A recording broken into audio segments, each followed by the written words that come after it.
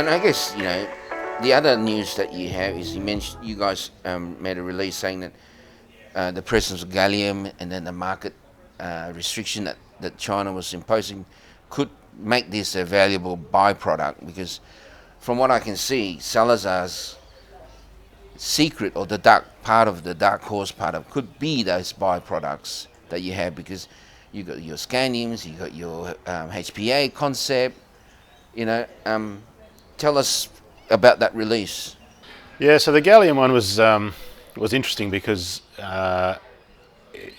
were looking through the co-product story for Newmont in particular, and it's basically, we've got a lot of optionality there. We've got some high value minerals, so we know we've got HPA, we know we've got scandium, we know we've got titanium, and all these things are in very good grades and concentrations.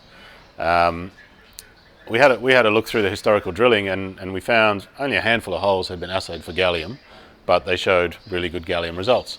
So, that was around the time when there was news about the export restrictions coming out of China. So, if China, being the main producer of gallium, is putting export restrictions in, there was a general level of panic, particularly out of the Western countries, about where are we going to source our gallium from. And gallium is an important element that goes into semiconductors and is part of that whole technology race around the world. So, it sort of got real potential to become a strategic mineral. Market size isn't huge, it's not a massive global market, but at the same time, it's one of those things that could become really geopolitically important.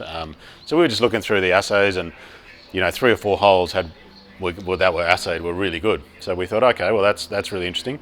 And now we've commissioned a further assay suite across the rest of the holes. So we'll start getting those results in soon, and we expect that we'll have elevated gallium through quite a large part of the resource area.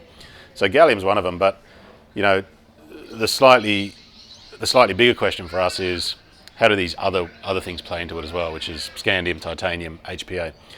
All those things have potential to drive the revenue side of the process. So for us, it's a combination of, it's rare earths fundamentally, but what other side products are you producing? And is it HPA, which is going to attract a high price, but might have associated, capex that's reasonably high. So all these things that we're considering internally, there'll be a trade-off between getting extra revenue versus what you need to spend to develop that process.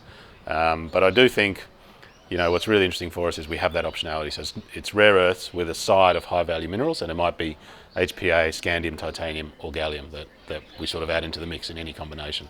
We haven't drawn any conclusions yet, but it's certainly something that we're looking at because of that unique nature of the amphibolite underlying Newmont. Those elements have been enriched, and so that's what we're considering at the moment.